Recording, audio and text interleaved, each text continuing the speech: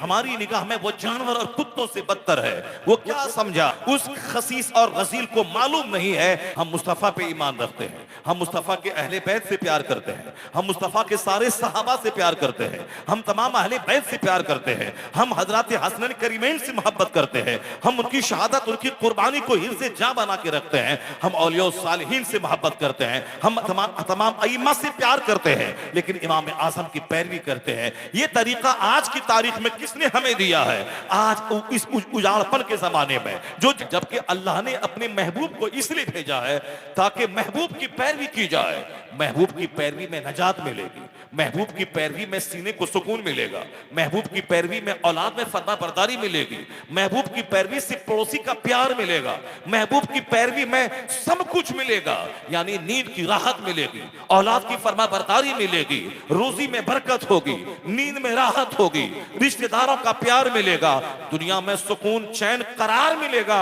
और बंदा जब मर के उस ना खत्म होने वाली दुनिया में पहुंचेगा, चूंकि इस दुनिया का तो यौम इख्तिताम है, मगर मरने के बाद जिस दुनिया में जाता है उसका कोई यौम इख्तिताम नहीं है, वो एंडलेस लाइफ है जहां खरबों अरबों महासंख्यों साल रहना है। तो दुनिया का करार भी मुस्तफा की गुलामी से मिलता है और मरने के बाद की जन्नत भी मुस्तफा की पैरवी में अल्लाह ने रखा। हुजूर की आमद से पहले कोई सूरज के सामने हाथ जोड़ के खड़ा होता था, और आज भी देख सकते हैं कहीं ना कहीं ये मौजूद है। आका अलैहिस्सलाम की आमद से पहले लोग चांद को पूजते थे, आका अलैहिस्सलाम की आमद से पहले लोग किसी पत्थर के सामने खड़े होते थे, आज भी कहीं किसी न किसी शक्ल में मौजूद है। पढ़ा लिखा आदमी इंजीनियर है, डॉक्टर है, प्रोफेसर है, मिनिस्टर है, मगर उसके बावजूद एक कमजोरी है, या तो किसी दरख्त के सामने कोई खड़ा है, या कोई पत्थर के सामने खड़ा है, या कोई दरिया के सामने खड़ा है। एक अंधविश्वास है, एक साहब तवहुम परस्ती है, मनाज़िर फितरत की परस्तिश की जा रही, यानी जो जिस चीज में थोड़ी सी भी शक्ति देखी उसके सामने लोग खड़े हो जाते थे, झुक के सजदा करते थे। पहाड़ बहुत ताकतवर है, उसको लोगों ने खुदा समझ लिया। चांद रात में दुनिया को रोशनी देता है, लोग उसको खुदा कहने लगे। सूरज अंधेरा को दूर करता है, लोग उसके सामने खड़े हो गए। नदी नाला उसके सामने कुछ लोग खड़े हो गए, कुछ लोग समंदर के सामने खड़े हो गए, समंदर के सामने झुकने लगे। आज भी कहीं ना कहीं ऐसा है, मगर आज से 1400 साल पहले कसरत से ऐसा होता था। खुद खाने काबा जिसकी तामीर जनाब इब्राहिम अलैहिस्सलाम ने की, उससे पहले आदम अलैहिस्सलाम, उससे पहले फरिश्तों ने की। उस खाने काबा में 360 बुत रख दिए गए, हर कबीले का अपना अलग अलग बुत था। जो चाहा जहां चाहा जैसा चाहा खुदा बना लिया अपने मन से। किसी ने आटा से बुत बना लिया, जब तक चाहा उसको पूजा और जब चाहा उसे खा लिया। नफ्स की पूजा होती थी, ख्वाहिशात की पूजा होती। इत्तखज़ा इलाहहु हवा, लोगों ने अपने डिजायर्स को खुदा बना लिया, लोगों ने अपने विशेष को खुदा बना लिया, लोगों ने अपनी तमन्नाओं को खुदा बना लिया। लोग ख्वाहिशात के गुलाम थे, जिसको जिसमें थोड़ा सा भी बेनिफिट देखा उसको खुदा मान लिया।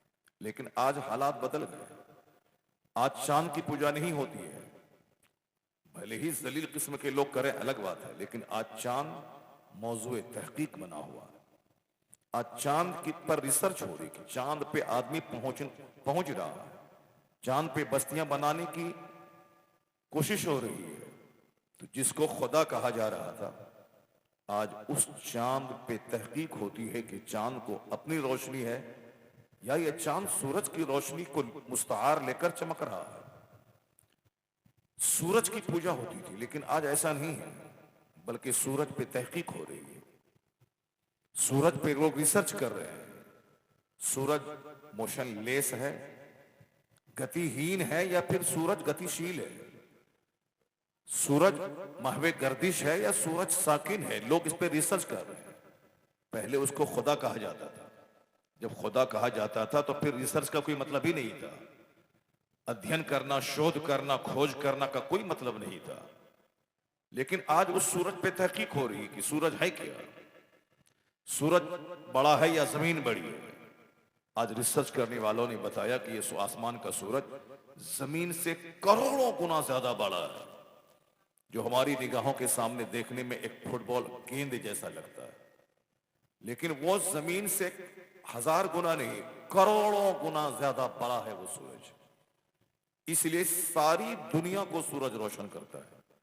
अगर बंदा कोई सूरज के पास चला जाए, उसको ये पूरी जमीन एक जर्रा का 1000वां हिस्सा दिखाई पड़ेगा। तो जो मौजूए इबादत था, उसको इस्लाम ने मौजूए तहकीक बना दिया। जो टॉपिक ऑफ वर्शिप था, उसको इस्लाम ने टॉपिक ऑफ रिसर्च बना दिया। आज मरीख पे रिसर्च है, जुहल और उतारत पे तहकीक हो रही है।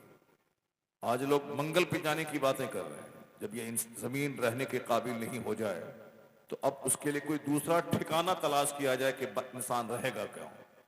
क्योंकि जमीन का टेम्परेचर हाई हो रहा है, बर्फ पिघल रही है, समंदर के पानी की सतह में इजाफा हो रहा है।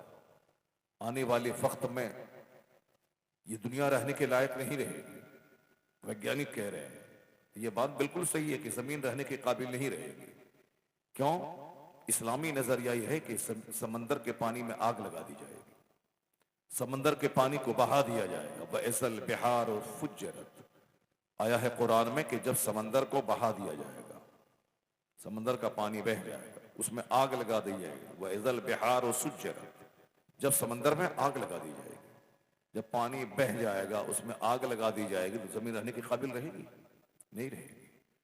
जमीन रहने के काबिल उस वक्त रहेगी जब टेम्परेचर मुनासिब हो, जिसमें मैं सांस ले सकूं, ऑक्सीजन वाफिर मिकदार में मौजूद हो।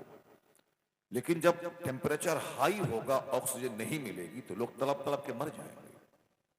जैसे मछली जब तक पानी में है जिंदा है, लेकिन जैसे ही उसको पानी से बाहर निकाल दे, मछली तड़प तड़प के मर जाती है, क्योंकि मछली को ऑक्सीजन पानी में मिलती है। ये इंसान अगर पानी में घुस जाए तो ये मर जाएगा, क्योंकि इसको ऑक्सीजन वहां नहीं मिलेगी, इसको ऑक्सीजन खुली हवाओं में, खुली फजाओं में। ये दुनिया रहने के काबिल नहीं रहेगी। उसी का नाम तो कयामत है, उसी का नाम तो दुनिया का विनाश है। वही तो दुनिया का आखिरी दिन होगा। सूरज और चांद आपस में मिला दिए जाएगा। वह जो में अशम्स वल कमर, कुरान कहता है सूरज और चांद ये दोनों आपस में मिला दिए जाएंगे।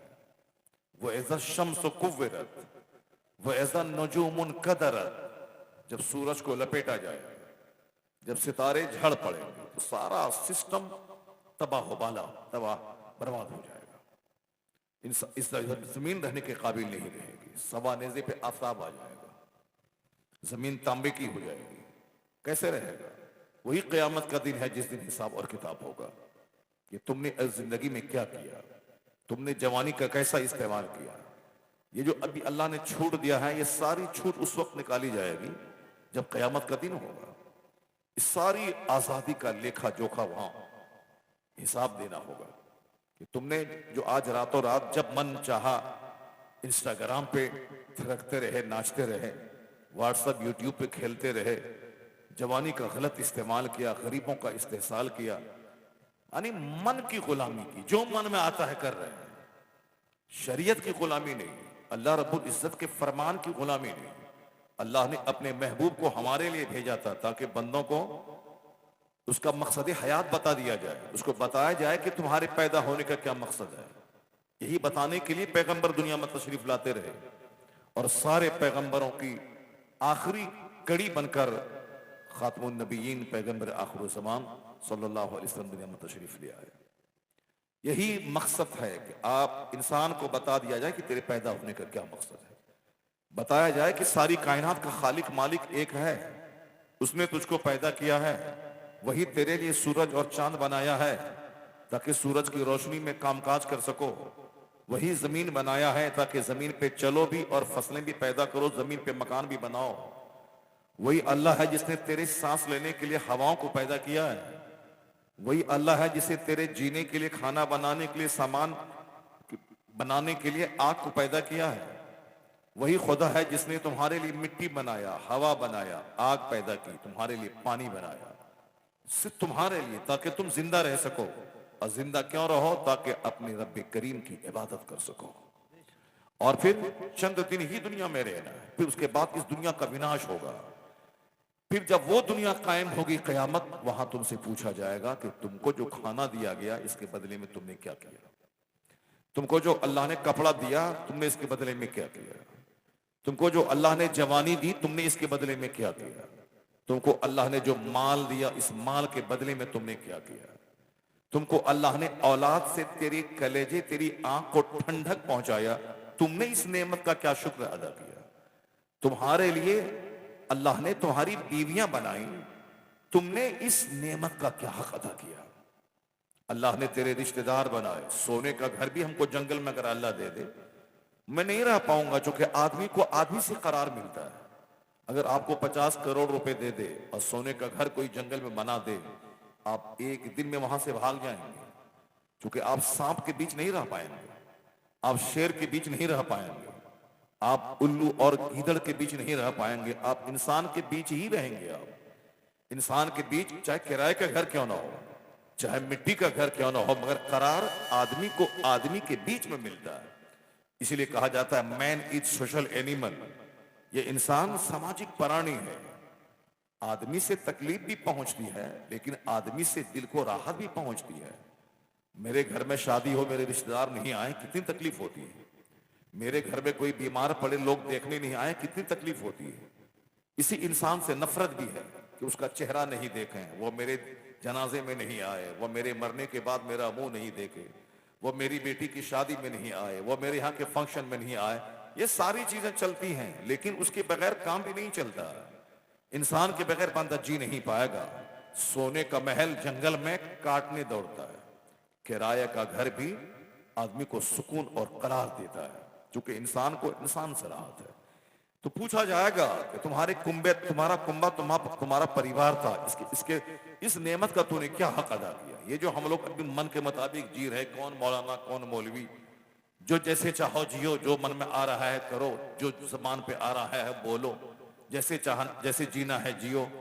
ये अल्लाह ने फ्रीडम आजादी दी है ताकि तुम जैसे चाहो जियो। ए अमल माशी, हदीस में आया है कि do what do you want, करो जो तुम्हारे मन में आता है, अलबत्ता याद रखना जैसा करोगे वैसा अंजाम भुगतने के लिए तैयार रहना, क्योंकि तुम अपनी मर्जी से नहीं पैदा हुए, तुझको अल्लाह ने पैदा किया। तेरी बुनियाद बहुत कमजोर है।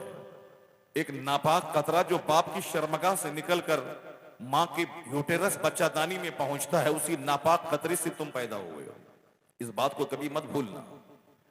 मां का माहवारी खून रोक कर मां की बच्चादानी में तेरी ग़िज़ा का इंतजाम किया गया, इस बात को मत भूलना।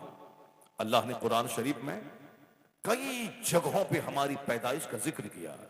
फलियंजुरिल इंसानु मिम्मा खुलिका मिन माइन दाफिक यखरुजु मिन बैनि सुल्बि वत्तराइब इन्नहु अला रजइही लकादिर। क्योंकि बंदा गौर व फिक्र नहीं करता है, सोचता नहीं है, इसीलिए सोचता है कि बस ऐसे ही खा पी के मर जाएंगे, मरने के बाद सड़ जाएंगे, कोई हिसाब किताब नहीं होगा, वहां कोई पूछ नहीं होगी कि तुमने दुनिया में किस तरह की जिंदगी गुजारी। क़यामत की निशानी है कि आखिर जमाने में लोगों की अक्लें छीन ली जाएंगी, लोग पागल की तरह करेंगे जैसे अभी लोग पागल की तरह कर रहे हैं। न खाने का कोई उसूल है, न सोने का कोई उसूल है, न जागने का कोई उसूल है। अपने मन के हिसाब से जो चाहा खाया, जब चाहा सोया, जब चाहा जागा, जब चाहा जैसा चाहा किया। शादी में 70 साल की औरतें नाच रही हैं, ये क्या तमाशा है साहब। लोग पानी कम पी रहे हैं, शराब ज्यादा पी रहे हैं, ये क्या तमाशा है। एक मालदार आदमी 10,000 आदमी को खाना खिला रहा है वलीमा में, मेरे जैसा गरीब आदमी भी उसका मुकाबला करने के लिए भीख मांग के 5,000 आदमी को वलीमा खिला रहा है, क्या मतलब है। यानी बंदा ये नहीं सोचता है कि उसके मालदार है, उसके पास दौलत है, वो दौलत का इस्तेमाल करके उन्होंने वलीमे में 5,000 आदमी को खाना खिला दिया। मैं गरीब आदमी हूं, मैं क्यों नहीं मस्जिद में 5 आदमी के बीच में अपनी बेटी का निकाह कर दूं। मैं गरीब आदमी हूं, मैं क्यों नहीं बस सिंपल सादे ढंग से मैं अपने बच्चे की शादी कर दूं।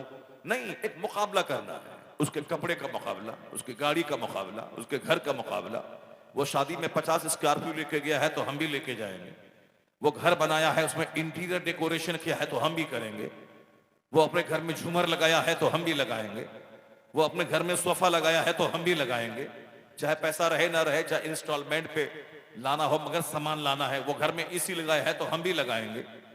ये नहीं जानता कि सबका चेहरा अलग अलग है, सबकी आंखें अलग हैं, सबकी जबान अलग है, सबकी नाक अलग है, सबकी हाइट अलग है, सबका रंग, सबका कलर अलग है, सबका खानदान अलग है, सबकी नस्ल अलग है। जब अल्लाह ने सबको अलग अलग बनाया है तो अल्लाह ने किसी को मालदार बनाया है, अल्लाह ने किसी को गरीब बनाया है, अल्लाह ने किसी को खूबसूरत बनाया है, अल्लाह ने किसी को बदसूरत बनाया है। ये अल्लाह रब्बुल इज्जत की कुदरत की निशानी है। वमीन आयाती खल्कुस समावाति वल अर्द वख्तिलाफु अलसिनतिकुम व अलवानिकुम। कुरान में आया है कि अल्लाह की कुदरत की निशानी है। अल्लाह ने आसमान पैदा किया बगैर खंबे के, अल्लाह ने जमीन पैदा की, अल्लाह ने मुख्तलिफ रंग के इंसान पैदा किए, अल्लाह ने मुख्तलिफ जबान बोलने वाले इंसान को पैदा किया। एक आदम की औलाद है, हजारों जबान लोग बोल रहे हैं। एक आदम अलैहिस्सलाम की औलाद है इंसान। आदमी का मतलब आदम से आदमी है, आदम अलैहिस्सलाम की औलाद है सारे आदमी।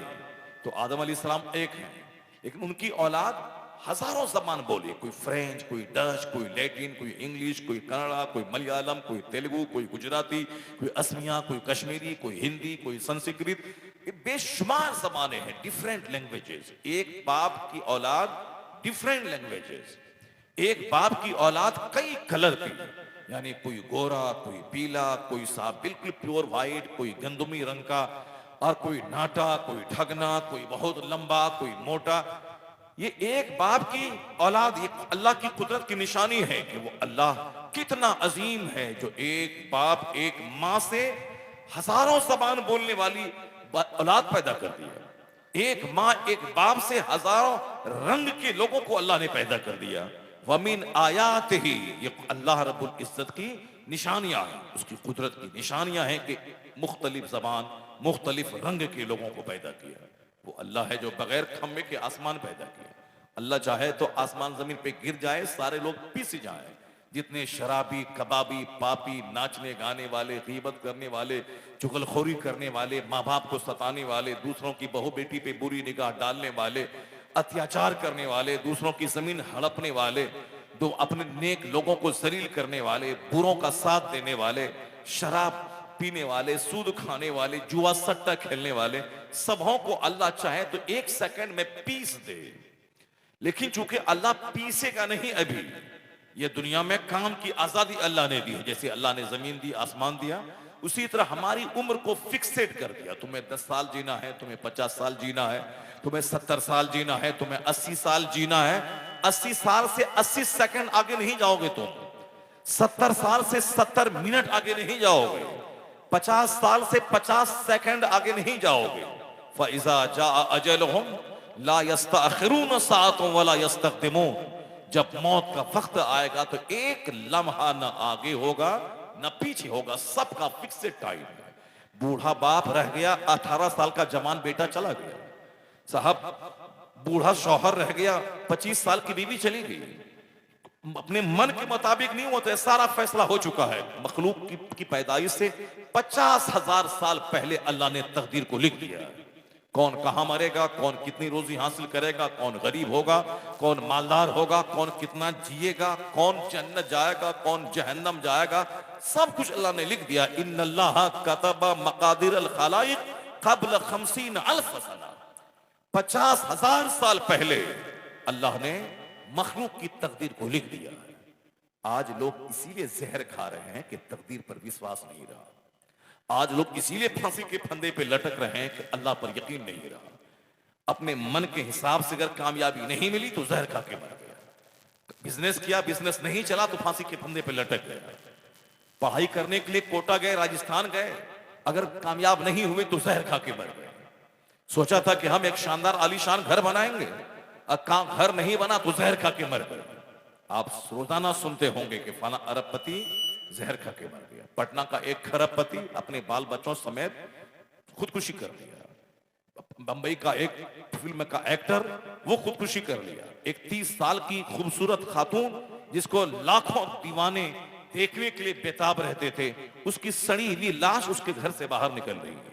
ऐसा नहीं कि रिक्शा चालक जहर नहीं खाता है, ऑटो चलाने वाला जहर नहीं खाता है, सड़क के किनारे फुटपाथ पे चश्मा बेचने वाला और बच्चों का कपड़ा बेचने वाला वो जहर नहीं खाता है। दूसरों के छप्पर पे छावनी करने वाला वो जहर नहीं खाता है। दूसरों की गाड़ी ड्राइव करने वाला 5,000 10,000 कमाने वाला वो जहर नहीं खाता है। जहर खाता है कौन? करोड़ों रुपए कमाने वाला। जहर खाता है कौन? जिसका बाप लाखों रुपए खर्च करके उसको दिल्ली में कोचिंग सेंटर में पढ़ा रहा है। जहर खाता है वो जो इलेक्शन में हार गया, करोड़पति। जहर खाता है वो जिसकी बेटी गैरों के साथ भाग गई, फांसी के फंदे पे लटकता है वो। 4 बच्चे की मां दूसरों के साथ भाग गई है, शौहर अब जहर न खाए तो क्या खाए। एक आदमी हज करने गया, उसकी बीवी को वहां का एक ड्राइवर उसको साहब लूट भाग गया लेकर, वो साहब जहर खा, वो फांसी के फंदे पे लटक गया। यानी मामूली किस्म के लोग जहर नहीं खा रहे हैं, जहर खा रहे हैं पैसे वाले। क्यों? इसलिए उसको वो चाहता है कि मैं ये हासिल करना चाहता हूं, क्यों नहीं होगा, नहीं हुआ तो जहर खा लिया।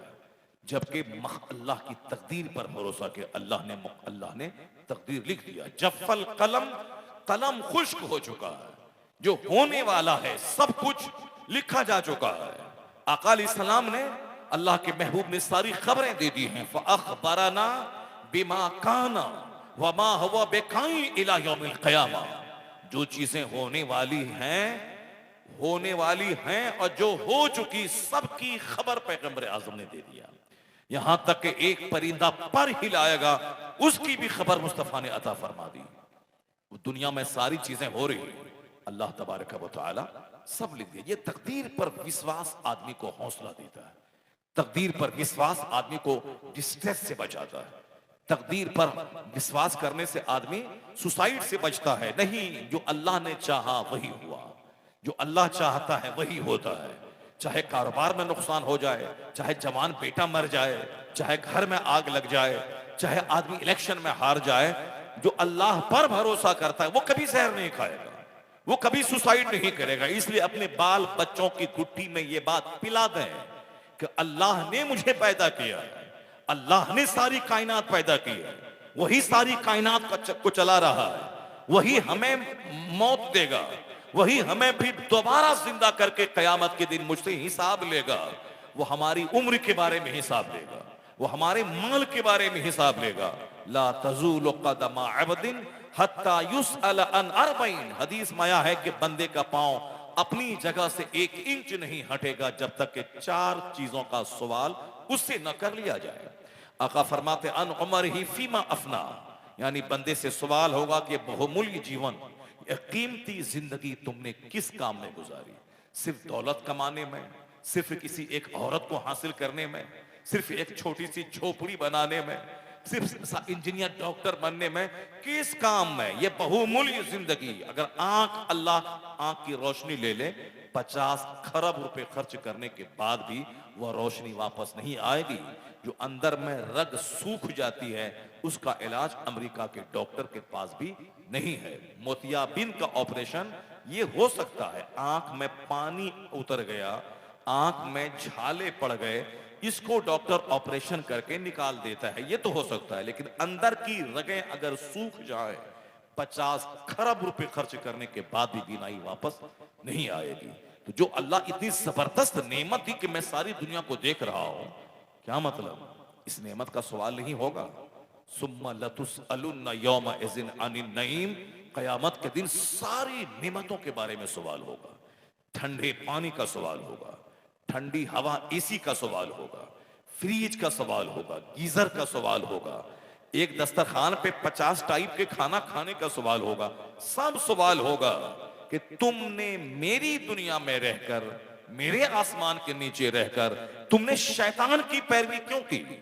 पैदा तुमको मैंने किया था या शैतान ने किया था? रोजी तुमको मैं दे रहा हूं या शैतान ने दिया था? मैं तुझको बाल बच्चे मैंने दिया है या शैतान ने दिया है? तो तुमने शैतान की पैरवी क्यों की?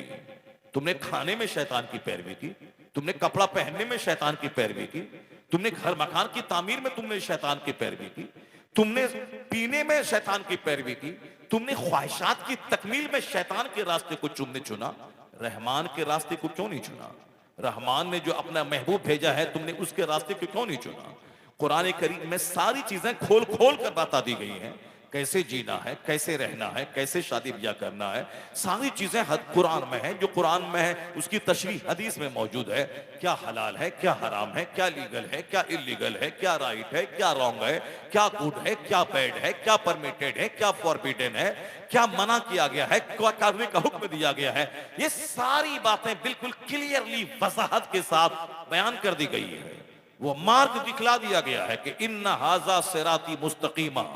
हुजूर ने एक लकीर खींच दी, उस लकीर के चारों तरफ बहुत सारी लकीरें खींच दी। आका फरमाते हैं इन सारी लकीरों पे शैतान बैठा है और ये है सीधा रास्ता, मेरा रास्ता। इन्ना हाजा सिराती मुस्तकीमा, ये मेरा सीधा रास्ता है। इस शैतान के रास्ते पे मत चलना, इस सीधे रास्ते पे चलना। यहां अक्सर लोग शैतान के रास्ते पे चल रहे हैं। शैतान ने जो पढ़ाया है वही पढ़ रहे हैं। ये बताइए कि शराब पीने से लंग्स खराब होता है, शराब पीने से आदमी की अक्ल खराब होती है, शराब पीने से एक आदमी अपनी बीवी और अपनी मां में फर्क पैदा करना छोड़ देता है। एक शराबी हराम और हलाल की तमीज खो बैठता है। शराबी पेशाब और शरबत का फर्क मिटा देता है। शराबी भूल जाता है कि मैं क्या कर रहा हूं, मुझे क्या करना चाहिए। लेकिन उसके बावजूद लोग पानी से ज्यादा सस्ती शराब को बना दिया। अगर शराब पर किसी गवर्नमेंट ने पाबंदी लगा दी है, अब चोरी छुपे शराब पी रहा है। बिहार में गवर्नमेंट ने शराब पर पाबंदी लगा दी। अब ये देखें, कोई खेत के रास्ते से शराब की बोतल ला रहा है, कोई साहब गाड़ी के अंदर साहब टायर में छुपा के शराब ला रहा है, कोई साहब रात के सन्नाटे में पुलिस वाले को 50-100 रुपए देके शराब लेके जा रहा है, कोई शराब पीने के लिए बिहार से बाहर जाके 2-4 दिन गुजार के शराब पी के आ रहा है। ये बताएं कि जिस शराब से अक्ल साइल होती है, जिस शराब से फेफड़ा खराब होता है, जिस शराब से कैंसर का मर्ज होता है, जिस शराब से न भूख मिटती है न प्यास बुझती है, उस शराब के पीने के लिए आदमी अपने स्टेट से बाहर जा रहा है। उस शराब के पीने के लिए दिन भर जो गाड़ी कमाई करके 1000 रुपए कमाया था, उस 1000 रुपए में 500 रुपए शराब पे खर्च कर रहा है। ये शैतान का रास्ता, ये सारे रास्ते शैतान के हैं। वो सारे रास्ते जो आजकल फेसबुक का रास्ता, इंस्टाग्राम का रास्ता, व्हाट्सएप का रास्ता, यूट्यूब का रास्ता, ये साहब न्यूज चैनल का रास्ता, दिन दिन भर बैठ के टेलीविजन के स्क्रीन पे निगाहें जमाना है। वहां जिस तरह का लिबास पहनने के लिए, जिस तरह की बोली बोलने के लिए, जिस तरह प्यार मोहब्बत इश्क की कहानी कहने के लिए, जिस तरह शादी ब्याह में पीला कपड़ा पहन के मेहंदी की रस्म करने के लिए, यानी जो जो स्क्रीन पे देखा जाता है, वैसा चश्मा, वैसा जूता, वैसा कपड़ा, ये सब लोग कर रहे हैं। जबकि अल्लाह ने अपने महबूब को इसलिए भेजा है ताकि महबूब की पैरवी की जाए। महबूब की पैरवी में नजात मिलेगी, महबूब की पैरवी में सीने को सुकून मिलेगा, महबूब की पैरवी में औलाद में फरमा बरदारी मिलेगी, महबूब की पैरवी से पड़ोसी का प्यार मिलेगा, महबूब की पैरवी में सब कुछ मिलेगा। यानी नींद की राहत मिलेगी, औलाद की फरमा बरदारी मिलेगी, रोजी में बरकत होगी, नींद में राहत होगी, रिश्तेदारों का प्यार मिलेगा, दुनिया में सुकून चैन करार मिलेगा। और बंदा जब मर के उस ना खत्म होने वाली दुनिया में पहुंचेगा, चूंकि इस दुनिया का तो यौम इख्तिताम है, मरने के बाद जिस दुनिया में जाता है उसका कोई यौम इख्तिताम नहीं है। वो एंडलेस लाइफ है जहां खरबों अरबों महासंख्यों साल रहना है। तो दुनिया का करार भी मुस्तफा की गुलामी से मिलता है और मरने के बाद की जन्नत भी मुस्तफा की पैरवी में अल्लाह ने रखा। नारे तकबीर, नारे रिसालत, मसलके आला हजरत, पैगाम मुस्तफा कॉन्फ्रेंस, अल्लामा डॉक्टर शहरियार रजा कादरी। आका अलैहिस्सलाम की दुनिया में आने का मकसद ही यही है कि बता दिया जाए कि तेरे पैदा होने का क्या मकसद है, क्यों बनी है यह जमीन, क्यों बना है ये आसमान, क्यों बने हैं ये सूरज और चांद, क्यों तुम मर जाता है, मरने के बाद क्या होता है, तेरी मर्जी के खिलाफ काम होता है। आखिर वह कौन है जो अपनी मर्जी चलाता है? अल्लाह रब्बुल इज्जत की तौहीद की दावत देने नबी आते हैं, कयामत का पता बताने नबी आते हैं, हराम और हलाल का फर्क सिखाने नबी आते हैं, हमें एक हद में रहने का रास्ता बताने पैगंबर आते हैं, एक लिमिट देते हैं कि तुम्हें इसी हुदूद में जीना है, इससे बाहर नहीं जाना है। यही बताने के लिए पैगंबर आए, सारे पैगंबर आए और आखिर में सारे पैगंबरों के सरदार आए। अब इसके अलावा अब कोई दूसरा पैगंबर क़यामत तक नहीं आने वाला, अब कोई नया नियम नहीं आने वाला है, जीने की कोई नई थ्योरी नहीं आने वाली, अब कोई और दूसरा पैगाम लेके पैगंबर नहीं आने वाले हैं। अब उसी पैगंबर का कलमा आम करना होगा, उसी पैगंबर की तालीमात को आम करना होगा। ये उलमाए कराम की जिम्मेदारी है कि मुस्तफ़ा की तालीमात को आम करें, क्योंकि इससे बेहतर तालीम कोई हो ही नहीं सकती है, इससे बेहतर सिस्टम कोई दे ही नहीं सकता है, इससे जबरदस्त मार्गदर्शन कोई हो ही नहीं सकता है। चाहे दुनिया का कोई वैज्ञानिक 1000 साल तक दिमाग जला के वो जो चाहे कि मैं मुस्तफा के तरीके से सुपीरियर तरीका मैं दुनिया को दे दूं, इट कांट, ऐसा कभी नहीं हो सकता है। क्योंकि पैगंबरे आखिरी ज़मान बन के मुस्तफा आ गए, अब इसके बाद कोई नबी नहीं आएगा। इसलिए जीने का जो सबसे सुपीरियर मेथड हो सकता है वह मेथड लेके मुस्तफा आ गए। जिस सबसे जबरदस्त नुस्खा कीमिया लेकर कुरान करीम लेके मुस्तफा आ गए। अब कोई दूसरी किताब नाजिल नहीं होगी। वह तौरेत के मानने वालों ने तौरेत में तहरीफ कर दी, इंजील के मानने वालों ने इंजील में तहरीफ कर दिया, जबूर के मानने वालों ने जबूर का प्रोटेक्शन नहीं किया, उसमें अपने मन से अपनी बातें घुसेड़ के उसको बदल दिया। लेकिन कुरान करीम लेकर मुस्तफा आया है। अब दुनिया की कोई ताकत कुरान करीम के हर्फ को बदल नहीं सकती है। बदलने वाला वह खुद मुक्की खाएगा, बदलने वाला वो खुद जलील और रुस्वा हो जाएगा, क्योंकि अल्लाह ने कुरान की हिफाजत का जिम्मा लिया है। इसलिए दुनिया की कोई भी ताकत कुरान में तहरीफ नहीं कर पाएगी। चाहे बड़ा से बड़ा स्कॉलर हो, बड़ा से बड़ा वैज्ञानिक हो, कोशिशें बेशुमार हुई हैं, वह सबको मुंह की खानी पड़ी है। अमेरिका जलील हुआ है। उन्होंने एक किताब लिखवाई थी अपने बड़े बड़े स्कॉलर के जरिए, ताकि लोग कुरान छोड़कर ये किताब पढ़े, लेकिन वो किताब हवा हो गई। लोगों ने इसे थूक दिया। नहीं, अगरचे बहुत खूबसूरत जबान इस्तेमाल की गई थी, बहुत खूबसूरत जबान इस्तेमाल की गई थी, मगर लोगों ने उसे नकार दिया। क्यों? दिल बदलने वाला अल्लाह है, दिमाग में बात डालने वाला अल्लाह है। कुरान की हिफाजत का जिम्मा अल्लाह ने लिया है। ना कोई अरबी दाई से बदल सकता है, ना कोई अंग्रेजी का एक्सपर्ट इसमें कोई चेंजिंग कर सकता है, नहीं, बल्कि अल्लाह ने कुरान पाक को याद करना इतना आसान बना दिया है कि करोड़ों की तादाद में मुसलमानों के बच्चे हैं जो पूरा कुरान जबर जेर के साथ अपने सीने में उसे महफूज कर लिया है। लोगों ने प्रेस के कुरान को लोगों ने जला दिया। अभी भी अमेरिका का एक जानवर, उन्होंने कुरान पाक को जलाने की कोशिश की, कहा इस किताब से फितना पैदा होता है। वो अपने यहां का मंत्री कहलाता है, लेकिन हमारी निगाह में वो जानवर और कुत्तों से बदतर है। वो क्या समझा कि कुरान की एक प्रति जला देंगे तो कुरान पाक दुनिया से खत्म हो जाएगा। उस खसीस और गजील को मालूम नहीं है कि अगर कुरान के जितने नुस्खे दुनिया में प्रेस से छपे हैं, सारे नुस्खों को मिटा दे, उसके बाद भी कुरान करीम मिटेगा नहीं। क्यों? कुरान पाक किताब की शक्ल में प्रेस से छपके जो नुस्खे मौजूद हैं, उससे ज्यादा नुस्खा अल्लाह ने मुसलमानों की सीने में महफूज फरमा दिया। करोड़ों बच्चे मुसलमानों के हैं जो पूरा कुरान गेट बाई हार्ट कर लिया है। वो फिर उसी अपनी याकाश्त से कुरान पाक को दोबारा उसे प्रिंट करके प्रेस से छपवा सकता है। अल्लाह ने कुरान पाक की हिफाजत का जिम्मा लिया है। अब कोई ताकत इसको मिटा नहीं पाएगी, चाहे कोई डेनमार्क वाला कोशिश करे, चाहे अमेरिका वाला कोशिश करे, चाहे हिंदुस्तान के चंद शरीर बेलगाम बदतमीज कोशिश करें, हम कुरान पाक की तालीम को बंद कर देंगे। तुम मदरसे में ताला लगा सकता है, तुम मदरसे को बंद कर सकता है, लेकिन इस्लामी तालीमात को बंद नहीं कर पाएगा। तुम माइक पे पहरा लगा सकता है, लेकिन इस्लामी आवाज को दबा नहीं सकता है। माइक बंद हो जाए मगर तसदाए तकबीर को दबा नहीं पाएगा, कुरान पाक की तालीम को दबा नहीं पाएगा। इसलिए ताला लगाना छोड़ दे। कुरान पाक में जो पैगाम है, इस पैगाम को आम कर।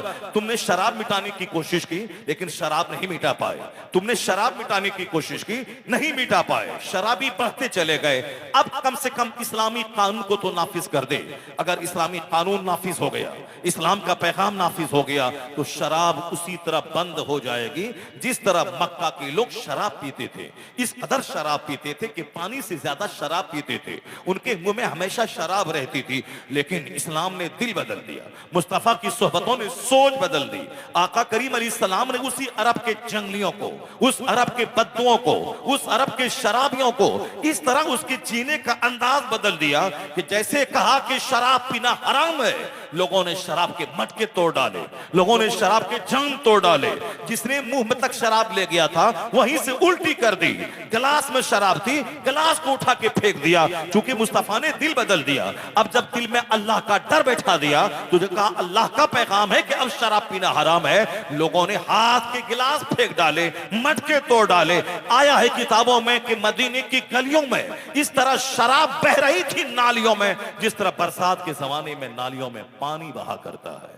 इसे जबरदस्ती शराब नहीं रुकेगी, डंडे से शराब नहीं रुकेगी। शराब को रोकने के लिए दिल बदलना होगा, सोच बदलना होगा, जहनियत बदलनी होगी, अल्लाह का डर बिठाना होगा। अगर बंदा सिर्फ हाकिम से डरता है तो हाकिम जब तक सामने है तब तक वो शराब से बचेगा, लेकिन हाकिम नहीं है वो बंद कमरे में शराब पिएगा। बंदा जब तक पुलिस से डरता है, पुलिस सामने है, शराब नहीं पिएगा, लेकिन पुलिस सामने से हट गई ये तन्हाई में शराब पीने लगेगा। दिन के उजाले में पुलिस से डरते हुए, पुलिस के अमलों से डरते हुए, हाकिम से डरते हुए, कोर्ट कचहरी से डरते हुए, समाज के लोगों से डरते हुए शराब पीना छोड़ देगा। लेकिन रात के सन्नाटे में जहां न पुलिस है, न हाकिम है, न बाप है, न भाई है, न समाज के लोग हैं, वहां तो वह पिएगा। इस्लाम ने यही कारनामा अंजाम दिया है कि इस्लाम ने सोच बदल दी है कि आदमी के दिल में अल्लाह का डर बिठा दिया है कि मेरा रब है जो मुझे पैदा किया है, वो हमको देख रहा है, वो हर स्याह सफेद को देखता है, वो उसको न नींद आती है न ऊंग आती है। अल्लाह ला इलाहा इल्ला हुवल हय्युल क़य्यूम ला ताखुज़ुहु सिनतुम वला नौम। कुरान की सबसे बड़ी आयत ये आयतुल कुर्सी, जिसमें कहा गया वो अल्लाह को न नींद आती है न ऊंग आती है। वही है जो सारी कायनात को संभाले हुआ है, उसके लिए जमीन आसमान के निजाम को संभालना कोई मुश्किल नहीं है। वला यऊदुहु हिफ्ज़ुहुमा व हुवल अलीयुल अज़ीम। वही है बुलंद वाला, वही अजमत वाला रब है, यानी वही रब है जिसने मुझको पैदा किया है। मैं 50 मंजिला होटल में रहूं, या मैं की झोपड़ी में रहूं, या मैं बांस के खेत में रहूं, या मकई के खेत में रहूं, या धान के खेत में रहूं, या मैं दिन के उजाले में रहूं, या रात के सन्नाटे में रहूं, इस्लाम इसी सोच को पैदा करना चाहता है कि तेरा खुदा तुझको देख रहा है। वल्लाहु बिमा तामलूना खबीर। जो कुछ तू करता है अल्लाह देखता है। यही फिक्र मुस्तफा ने लोगों के दिल में बिठा दिया, और जब बिठा दिया फिर वही हुआ। दिन के उजाले में शराब पीने वाला वह रात के सन्नाटे में भी शराब छोड़ दिया। दिन के उजाले में ज़िना करने वाला वह रात के अंधेरे में भी ज़िना करना छोड़ दिया। और फिर जो खुद सर से लेके पांव तक गुनाहों में डूबा था, अब वह गुनाहों को मिटाने का प्रचारक बन के सामने आ गया। कहा गया खुद न थे जो राह पर औरों के हादी बन गए। क्या नजर थी जिसने मुर्दों को मसीहा कर दिया। वो अरब जो रास्ते पे नहीं थे, वो अरब जो रास्ते पे नहीं थे, वो अरब जो जंगली थे, वो अरब जो मर्डरर थे, वो अरब जो हत्यारा था, वो अरब जो प्रतिज्ञा भंग करने वाला था, वो अरब अंदर से बाहर से पूरी दुनिया के लिए मॉडल कैसे बन गए। एक मुस्तफा ने 1,24,000 अपने कलमा पढ़ने वाले अपने गुलामों को छोड़ के इस जाहिरी हया से पर्दा फरमाकर अपनी कब्र अनवर में जलवागर हो गए। उसके बाद देखा कि मेरा गुलाम क्या कर रहा है, सिद्दीक क्या कर रहा है, उमर क्या करेगा, उस्मान क्या कर रहा है, अली क्या कर रहे हैं, हसन हुसैन क्या कर रहे हैं, अब्दुल्ला इब्ने मसूद क्या कर रहे हैं, अबू हुरैरा क्या कर रहे हैं। 1,24,000 सहाबा को छोड़ के मुस्तफा दुनिया से पर्दा फरमाए और क्या कहा, असहाबी कन्नुजूम बिअय्यिहिम इक्तदैतुम इहतदैतुम। मेरे सारे सहाबा सितारों की तरह है, जिसकी पैरवी करोगे राह रास्त पे आ जाओगे। मैं ये कहना चाहता हूं, आज एक आदमी 25 साल में भी किसी एक सब्जेक्ट का एक्सपर्ट नहीं बन पाता है। हम मदरसे में 20 साल पढ़ते हैं, हमें अच्छे ढंग से फर्राटे से अरबी बोलना नहीं आता है। हम 20 साल स्कूल कॉलेज में पढ़ते हैं, 24 घंटे फर्राटे से मुझको अंग्रेजी नहीं आती है। अगर मुझको अरबी आ भी जाए तो अरबी में बेशुमार ब्रांचेज हैं, हम हर ब्रांच का एक्सपर्ट नहीं बन पाते हैं। कोई नहव का एक्सपर्ट बनता है, कोई सर्फ का एक्सपर्ट बनता है, कोई इल्मे मानी इल्मे बदी का एक्सपर्ट बनता है, कोई फिक्र का एक्सपर्ट बनता है, कोई इल्मे हदीस का एक्सपर्ट बनता है, कोई इल्मे जुफर का एक्सपर्ट बनता है। एक बंदा सारे फन का माहिर नहीं हो सकता है, वह तमाम फनों का एक्सपर्ट नहीं हो सकता है। तो हमें एक्सपर्ट बनने में 20 साल लग जाते हैं, हमें एक्सपर्ट बनने में 25 साल लग जाते हैं, हमें फर्राटे से अंग्रेजी बोलने के लिए 40 साल लग जाते हैं, हमें किताब लिखने की प्रैक्टिस करने के लिए हमें 20 साल लग जाते हैं, हमें साहब एक अच्छा पॉलिटिशियन बनने के लिए हमें 50-60 साल की जिंदगी दरकार होती है, कामयाब जिंदगी, कामयाब पॉलिटिशियन बनने के लिए। लेकिन ये बताइए कौन सी दरजगाह थी, कौन सी निगाह थी, कलमा पढ़ा, चंद दिन रहा, निगाहों से निगाहें मिली, उसके बाद मुस्तफा ने उसे एक्सपर्ट बना दिया। क्या फन्ने हर्ब का माहिर उसे बना दिया, उसे यमन का काजी बना के भेज दिया। और आज बिल्कुल सबसे आखिरी दर्जे का सहाबी, कुल्लम वादल्लाहुल हुस्ना, सारे सहाबा से अल्लाह ने जन्नत का वादा किया है।